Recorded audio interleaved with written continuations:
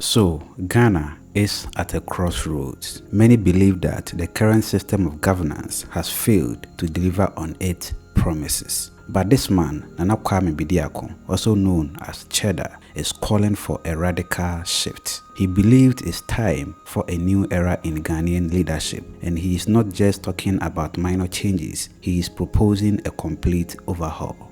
The challenges we face in Ghana and across Africa are significant, but they are not insurmountable. Our country is rich with untapped potential, brimming with natural resources, cultural heritage, and most importantly, the indomitable spirit of our people. Our greatest asset, abundance of our natural resources, but in our ability to self-industrialize, the economic revolution that promises immediate balance and widespread class prosperity. This is no small task. It is a challenge that has eluded many before me, often deemed unsolvable. Yet, in this moment, we face an undeniable decision that must be met with courage and wisdom. Talking is no longer an option. Action is imperative, and it must be swift. In a country where the thief comes only to steal, kill, and destroy, we stand resolute with a higher purpose to build our nation and restore our rightful heritage. This policy is not just a vision, it is a call to action. A blueprint for a future where Africa claims its place on the global stage, not as a continent rich in untapped potential, but as a beacon of prosperity and progress. Let us embrace this challenge with the urgency it demands, for the time to act is now. Thank you. On September 1st, he launched his manifesto. During the launch of this manifesto, Nana Kwame Bediako introduced his new political movement, the New Force. At the heart of his vision is something he calls the apostolic governance. But what does this mean? So I would like to start, maybe I should go to the screen, and I would like to start with, as you see right now, you can see that there is an organogram with me beside it.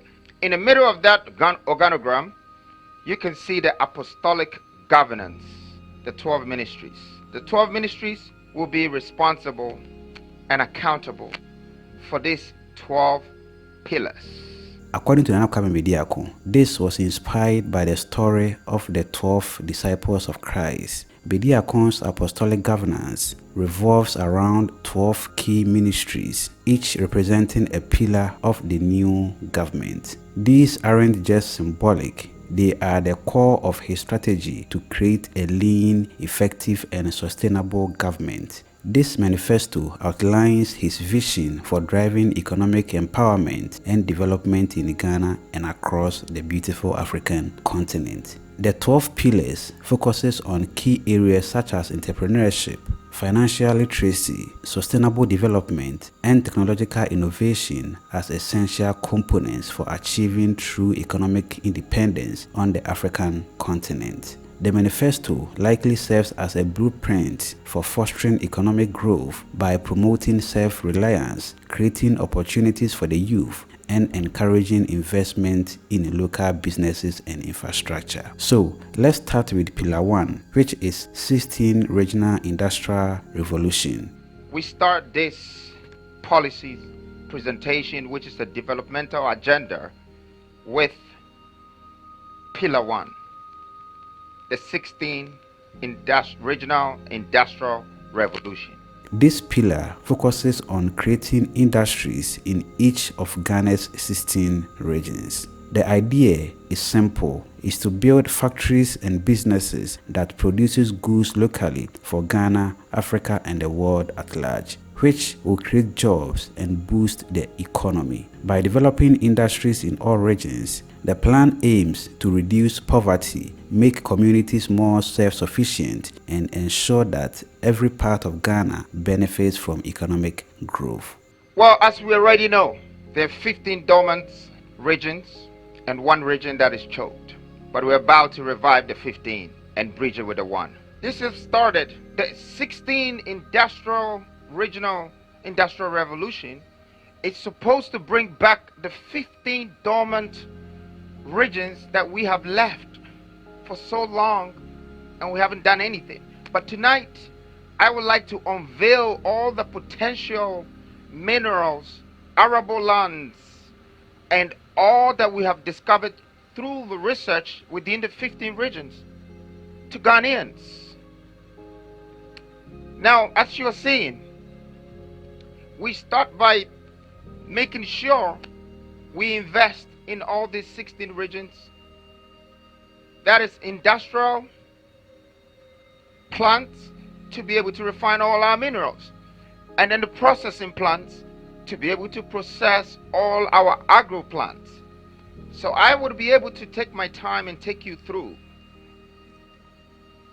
our research on attribution reserves. Shows that gold, iron ore, gas, bauxite, and lithium and diamond, potential of agro processing and all the arable lands in the country amounts to 2.5 trillion US dollars. This is the outcome of our research. We are determined to bring out every region's wealth.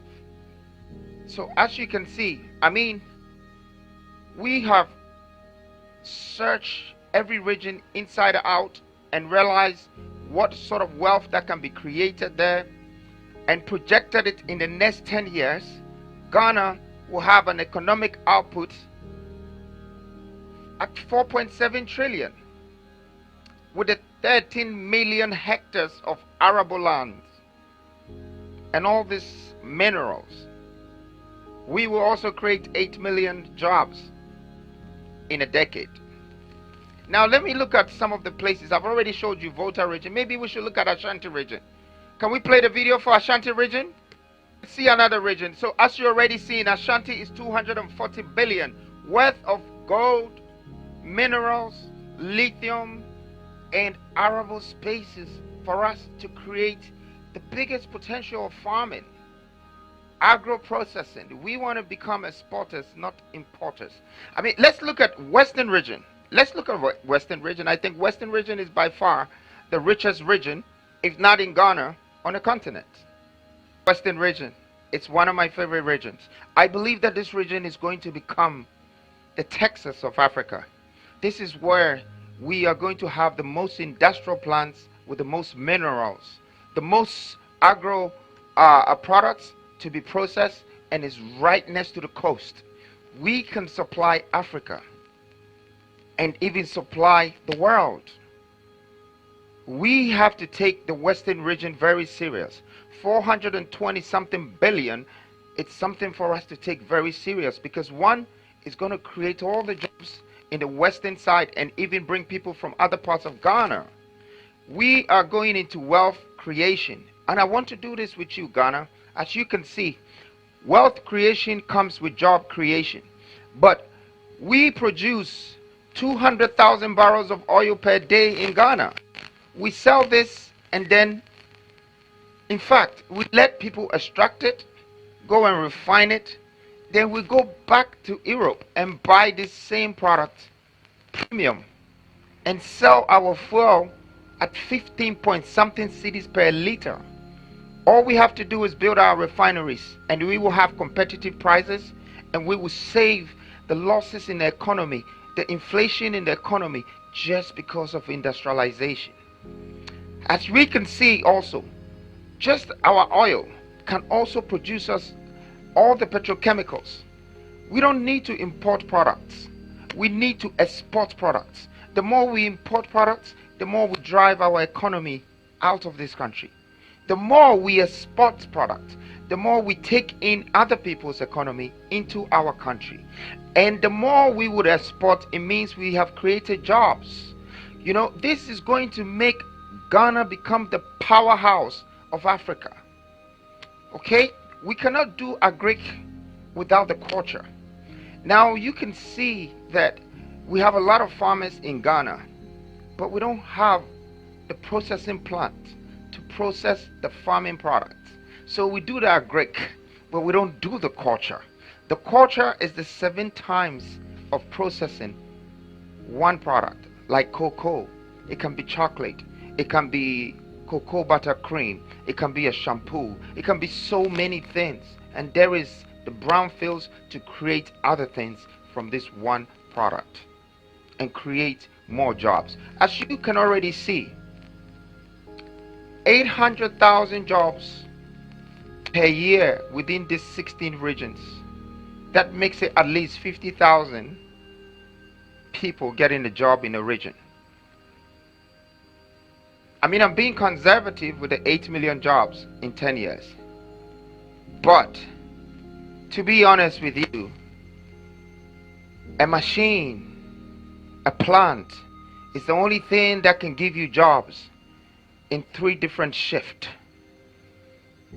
8 hours times 3 a day. That is what I call 24-hour economy. You need industrialization. Who sells Gary for 24 hours in Makola? The women in Kejetia and Kantamanto cannot work for 24 hours. It would take a factory. It would take a plant, a production line to give 3 shifts a day. No industrialization, no 24-hour economy. I have brought you your economic freedom. That is all for Pillar 1. And Pillar 2 is about water transportation and sub-regional railway. Nana Kwame Bediako's second pillar focuses on enhancing water transportation and developing a sub-regional railway network. This pillar advocates for expansion and modernization of maritime infrastructure such as ports and shipping routes to boost trade efficiency and connectivity. Additionally, it identifies the needs for a robust railway system that links neighboring countries within the region. By improving these transportation systems, Bediako aims to facilitate smoother and more cost-effective movement of goods and people, which can drive economic growth and regional integration. With all this potential, how do we connect our regions and transport the supplies on the industrial scale? That takes you to Pillar 2. We've just finishing with Pillar 1. I want a nation to give me this moment and pay me this attention, because this is truly a vision, a policy, a developmental agenda, and with or without me, it must be applied. So let's go to Pillar 2. Pillar 2 is the water transportation and inter-regional railway connectivity. This is Ghana's first water transportation. Now, as you can see, in the olden days, our fathers really had respect for these natural resources that we came to meet. But today, we don't have value for it anymore. We have to remember everything that we eat from on this land is grown by the water on this land. And there are so many regions that we can connect to by connecting the water. So let me tell you my vision about the water connectivity infrastructure. Now, one thing that I can see in this country, Lake Volta is the largest man-made lake in the world. Why are people not visiting Ghana to view Lake Volta? In fact, what have we done with Lake Volta? I mean, you have billions of dollars sitting in Lake Volta. Maybe we'll talk about it later. But our national grid of water transport, it's something that we should look at. When we look at maybe even going here and pointing to some of these things you're seeing here, okay? And I know this brings us to the moment of the sea coming to Kumasi. But as you can see, this is Cape Coast right here. And this is the Gulf of Guinea. So I can enlarge it for you to see. So this is Cape Coast. Right here, this river, River Pra. And I'm so sorry to mention what has happened to it, but we'll get to that. River Pra leads all the way to Ofin and goes over there to Anum and goes there to Birim and to Koforidia. So here is Kumasi right here. Okay, you can see it. Now what we have to do is something called industrial dredging.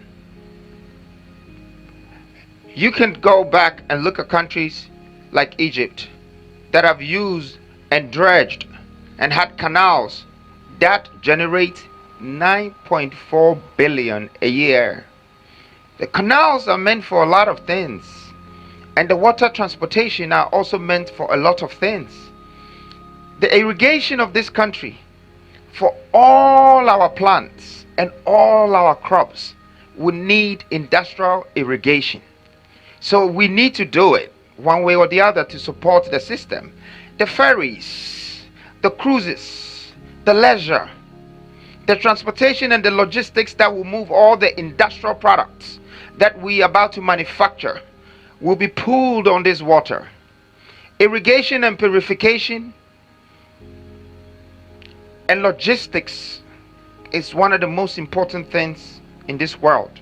Now I can tell you that Ghana imports almost 89% to 92% of the things in this country. How did it get here? At least a fraction of 90% of that came on the water. So we need to make use of our water. It's very, very important. It will bring so much for tourism. So with the support of us connecting all this water together, we are not only going to have an industrial scale to support the agriculture, but also we will raise tourism and we will have the biggest distribution channel that connects to the coast. And the coast can connect to the world. We intend very soon to supply the world with what we're about to industrialize with the 16th Industrial Revolution. Now, not only that, I know I've been talking about waters, but I know that's not the only infrastructure that you need for transportation or for logistics. The railway network is part of our vision. Our vision is to develop a comprehensive railway network exceeding 8,000 kilometers. That is 1.5 million tons of steel. It will be very difficult to import this from outside. That's why we have our eyes on the iron ore in the Industrial Revolution, and some is in the eastern and some are other parts of Ghana. We will be able to manufacture our own steel and create that 8,000 kilometer railway track that will cost us billions of dollars if we had to give it out on contract, and connect and build the eastern corridor, the western corridor. And guess what? The gist of this vision is to also drive the railways to the three borders that faces Ghana. The one in Togo, the one in Burkina Faso, and the one to Ivory Coast. When it gets to the edge, we stop. That is us creating new transportation and logistical path, and not remain on the colonial roads that was built for us. Now we're making our own paths to distribute our own goods. But when it gets to the border, the government of that country is responsible to continue. This is going to give us a railway and a speedway around West Africa. Once every country continues from there. Well, I'd like to tell you something. It's likely when we get to the border, Ghanaians will be contracted to continue the railways. Because guess what? We will have the steel, we will have the skills. Just like what the English did to Europe. Once you have the skills, once you have the funds, and once you have the reserves and you have industrial power, you're in control. And so this is our plan for Pillar 2. Now, his Pillar 3 is all about building the biggest energy city and technology hub.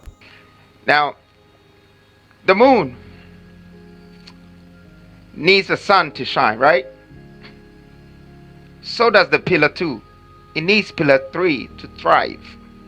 So let me introduce you to pillar 3, and that is our developmental policy 3. Energy city and a technology hub. Energy city.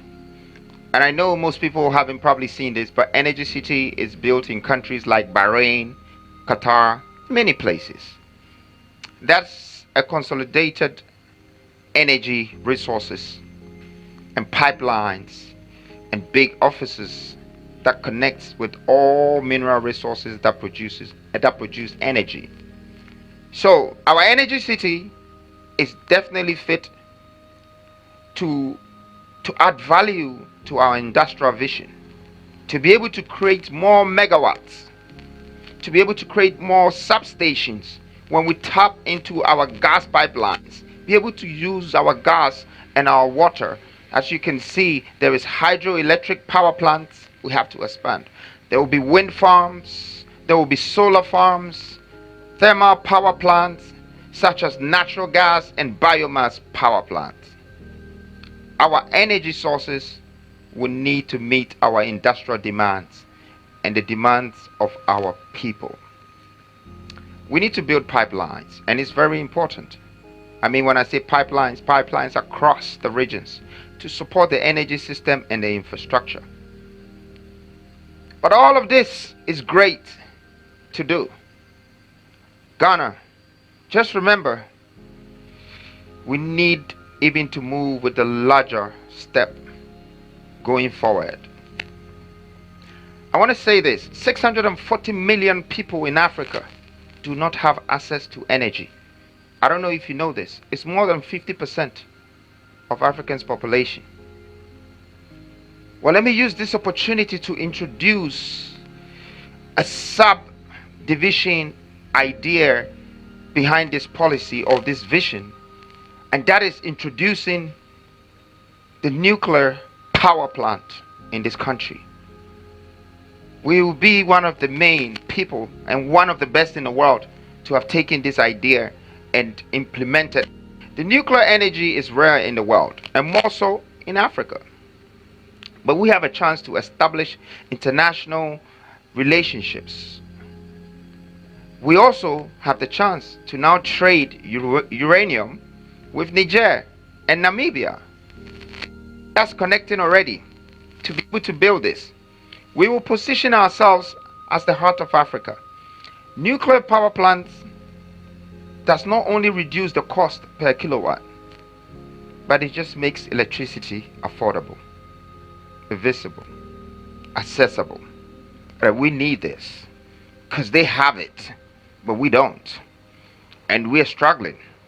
More than 50% of us, we still don't have light in 2024 when we have uranium sitting. No energy, no technology. But technology is a must. Ghana needs a technology hub. And that's why we've combined technology hub with the energy city. When I say technology hub, I don't know if the old school will really understand what I mean, but I will have to break it down. Okay? It's a combination of Silicon Valleys and a whole industrial platform. Okay? To build all technological gadgets that the world demands. Everybody today is holding an iPhone, or they have a laptop, or they have a tab. But we don't produce these things in our country. We have the minerals already. We have lithium. We have recycling plastic. Going into industrialization is going to give us the capacity to be able to build our own mobile phones and our own laptops, and we can produce our schools with laptops that will teach them what we want them to learn right from the beginning. We are in control of our destiny by producing it ourselves. And it's there. We just need to make sure that we put these plants and get this energy and produce these products and do this packaging and trade it to the world. That is creating jobs, creating value, and being in control. See, one would think it's only mobile phones and laptops and electricals that you need when you're building a technology hub. No. Data centers. Our data centers are very, very important. So we intend to build more data centers, okay, to support the technology hub. But when they talk about data center, a lot of people think data center is just to store information and data. No, it goes beyond that.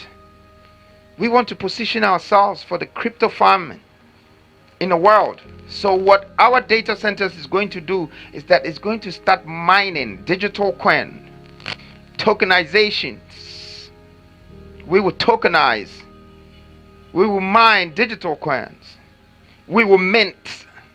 And I know the young people, the youth understand where I'm going with that, because they know they're the future.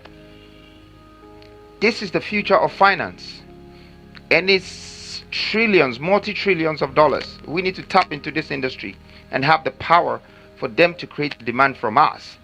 This is going to make us become the gateway to the multi-trillion dollar Web3 industry in Africa. This technology hub is going to put us ahead. We envision that Ghana leads the software revolution in Africa and the hardware revolution in Africa. We need data centers, and we do, to even support our artificial intelligence and deep learning. It's obvious that no energy, no technology. That said, without industrialization, there will be no digitization. It is impossible. Hashtag, it is impossible. No industrialization, no digitization. Pillar 4 of Kwame Bediako's manifesto is all about reserving everything the country is producing, ranging from gold, oil, and even food. Great things, and all this development, and all this wealth building, and all of this job creation. But there's one thing that I learned from our ancestors.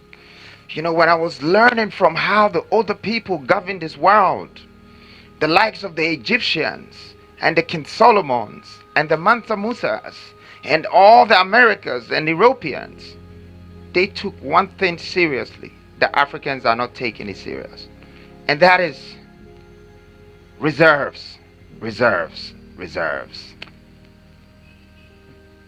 Even an ant stores food. You need to store things. You need to have reserves. We are a nation of 33 million people. What have we prepared for our future? Where is our oil reserves?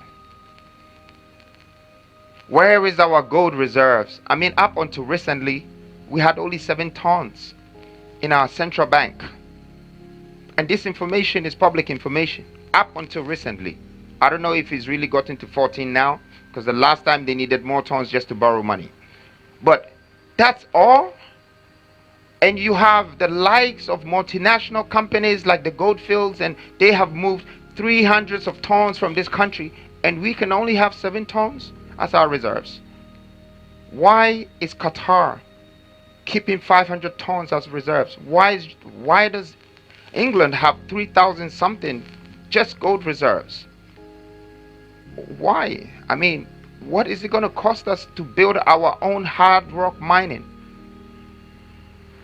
To go for the target, I want to take that first 200 tons as reserves in this country. I will do whatever it takes, because I already have the gold on the ground. And we, as the new force, as the new generational leaders who are thinking with vision, we would make sure that we create that reserves for gold, and fund or money will not be a problem. But not only that do you need in reserves, not just gold or not just oil. Some of the biggest things in this world, you'll be surprised, is the food we eat every day. It's the basic necessity. And if you can have that, you have the opportunity and the power to feed the world. So we intend to build the biggest seedling bank and have food security for 100 years. It's called agro reserves. That's what we need. We would nurture this. We would actually feed this. And we are going to have food for a good 100 years. Reserves. The farmers will buy from us. If Ivory Coast run out of cocoa, they will buy from us. If India needs food, they will buy from us. This will make us like Joseph, feeding the 7 years of famine, because we have kept the reserves. There are minerals that we can keep reserves. There is copper, there is iron, there is bauxite. All we have to do is keep extracting, keep creating the jobs with the people, and letting them have the chance to be able to bring these things out of the ground and keep it as reserves.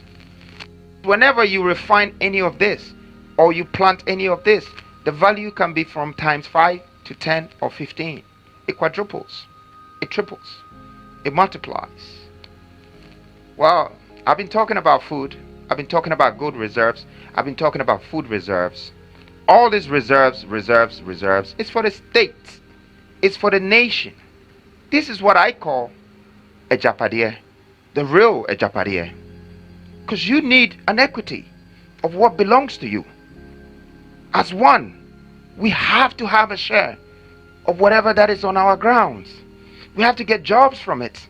We have to create wealth out of it. And we have to get the skill set out of what belongs to us. It's on our ground. We are the landlords of Ghana. It should be shared among us equally. But with all the reserves, there's one thing that I would like to add. And I know we probably never thought of it. But why do we buy money? Why do we have to go to England or go to Switzerland, to Delarue, to print our money? And after we fly or ship the money, before we have money? What happened to the industrial power that we're creating now? We are going to print money at home. We don't need to go to England or America to print money. We don't need to go anywhere else to go and buy food and bring it here. We don't need to pay 7 times the taxes of whatever that is already in our country and someone has just packaged it. We go and buy it for premium price and bring it back here. That stops because we are going to create it here. Now that we have more reserves, and have even cash reserves, what is next?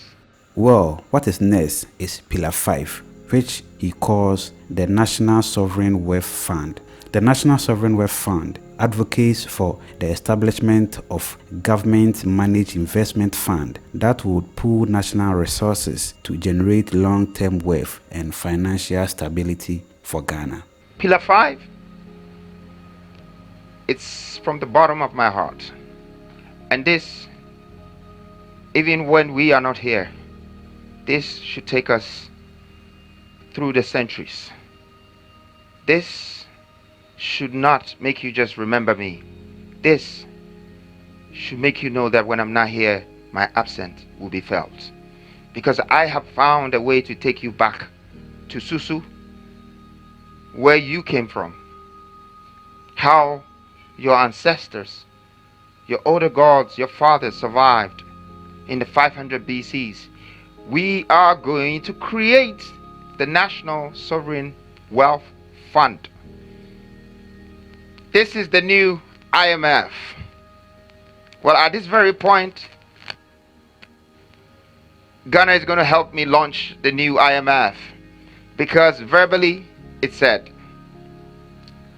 but physically and mentally, we are about to implement it. This pillar is a new policy, and it would disrupt, and dissolve. But eventually, it will rebuild our heritage value. In the past, our minerals have been extracted and exported for pennies. We're ending it. The National Sovereign Wealth Fund is the new IMF, independent and autonomous. It will collect every reserves, and it will keep it, and it will protect it. Will nobody have to pretend you're not accountable or responsible for our own anymore, because now it's secured within the National Fund. And if anybody needs anything within the ministries or the government, let them go to the fund and they will know this fund has more wealth than IMF or the World Bank can ever give them. And they will know it all came from these grounds. It's the reserves, your gold, your cocoa, your 100 years of seedling banks, your tax reserves. I mean, feed the fund. I mean, 100 million barrels of oil, 100 years of seedling reserves.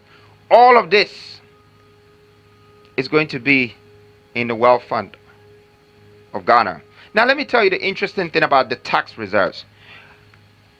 To increase our reserves, we decided that we're going to minimize the corruption in the tax sector. Because you can see in the box, maybe there is, let me see if I have a tax reserve box here. Something to explain it better. But you can see that we have almost 45% of royalties, of taxes, of many things that we collect. And yet, we don't see that value. What we are saying now is that we simply are going to take 30% of all gold extracted, all minerals extracted as income tax, no royalties, nothing. 30% of everything extracted from the multinationals, and it goes directly into our reserves. And that's where we quadruple the value. We multiply the value. So our taxes, one, is not going to go missing again. But two, is going to be in the form of raw material. And three, our industrial platforms will quadruple that. We need the reserves. That determines how rich we are, how wealthy we are in a country. And for me, we have found something good for Ghana. I hope the African countries can take this blueprint as well and start making sure that they have their own reserve banks, just like all the first-class countries in this world. They have reserves. That being said, I would like to take you to Pillar 6. I think this is my favorite. But I know I have a lot of favorites in these 12 pillars. These pillars are supposed to be the pillars that holds the structure of this country. We look at this country as a structure before we can protect the roof of this country, before we can protect the floors of this country, the grounds of this country, the foundation of this country. And that's why I believe that the Smith Revolution is going to revolutionize Ghana. Now let's go into this. The Smith Revolution is solving three major needs, but I also call it major problems of Ghanaians. And that's health, education, and accommodation.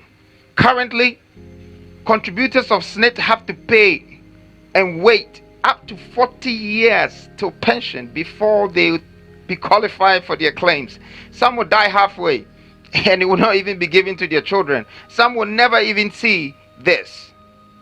But we have changed it. As from now, we would say that our policy would be turning the SNIT fund into a nation's insurance fund. This insurance fund is interesting, and I'd like to take you through it. Ghanaians will now be eligible to claim for their health, education, and accommodation. How so? Because in the next 5 years, you can claim your SNIT back. You can claim it in cash, or you can invest it in insurance. If you invested in insurance, and then you have one of the major problems or the needs in Ghana, which is either I've lost my job and I don't have somewhere to stay, that your 5,000 or 10,000 savings in SNIT can become times 10 to get you home. An accommodation, somewhere to stay. You can put in the claim. You can put in the claim when you have a major health issue, like how you go to hospitals and the people die first because maybe they don't have the cash first. This policy is cure me first, bill me later. You can go to the insurance funds.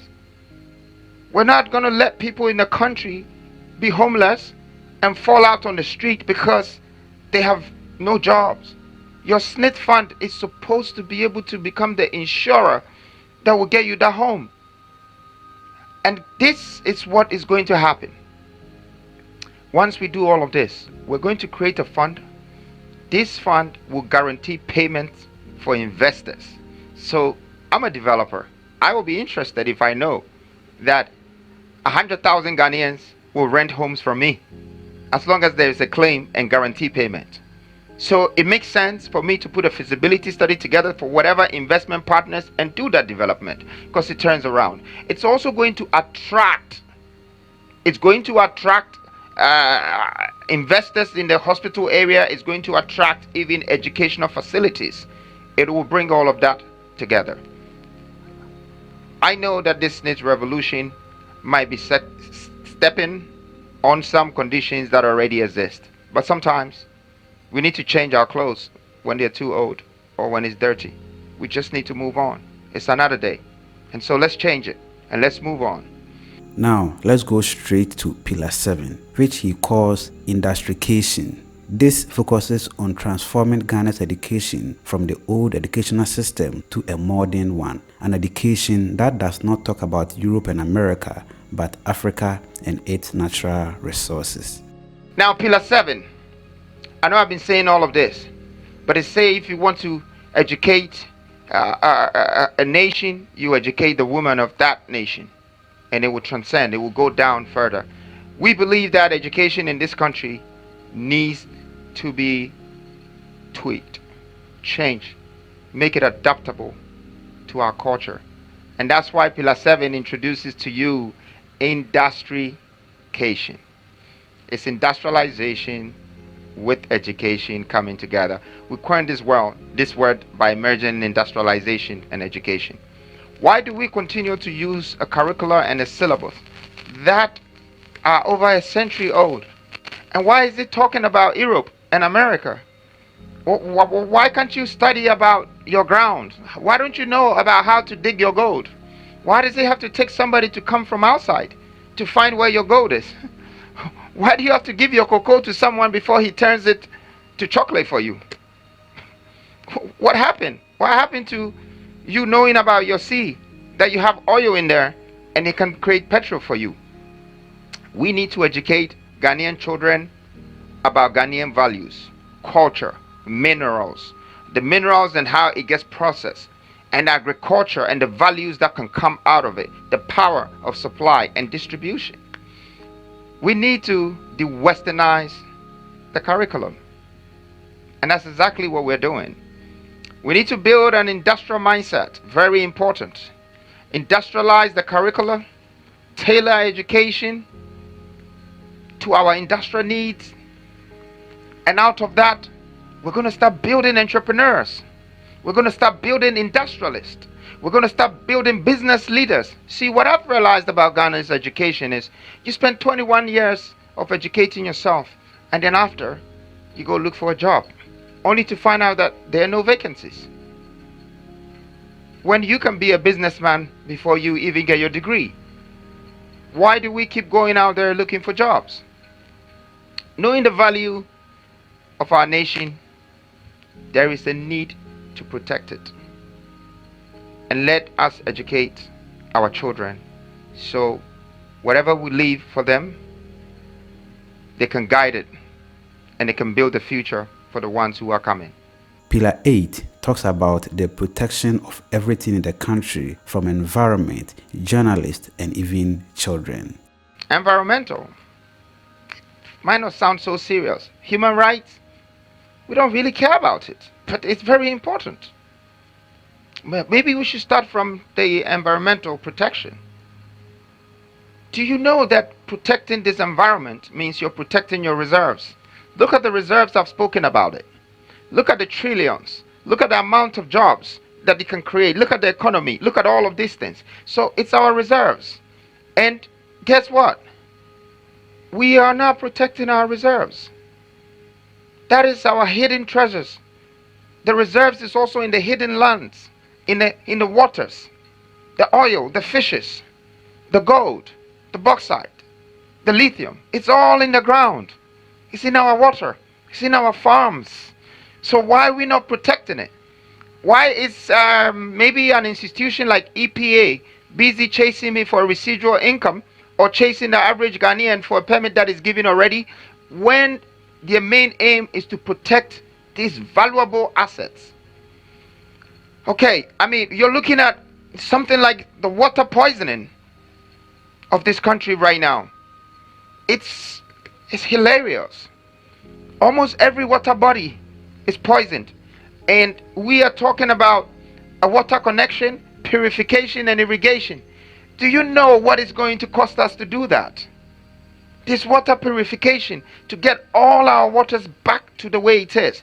Do you know that this water poisons the land?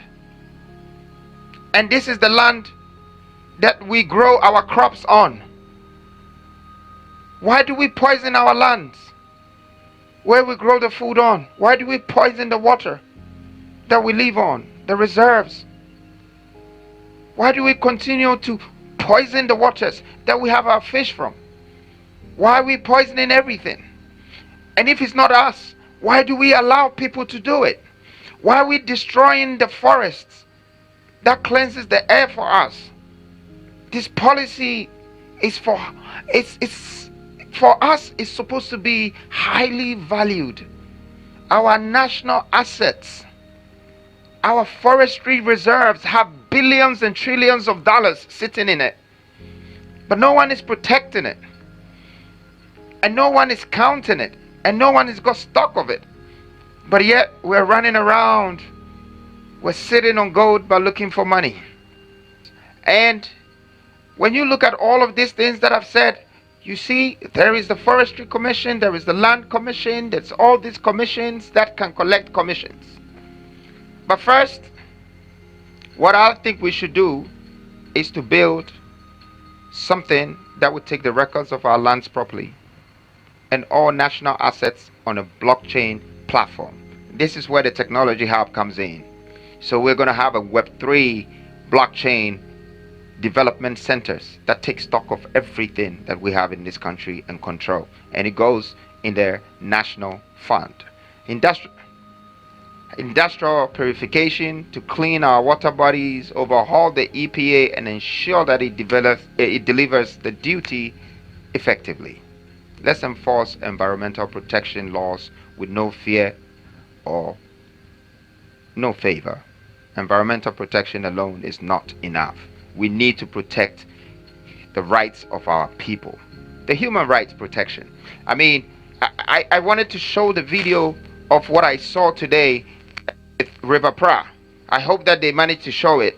Yes. So we know that we're a problem now, and let's go to the human rights protection. Okay?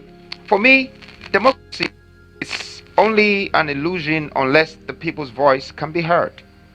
But why have we disenfranchised millions of young people for so long? Why? Why have we stifled their voices? Let's allow the young people to vote. Let's allow them to have a voice.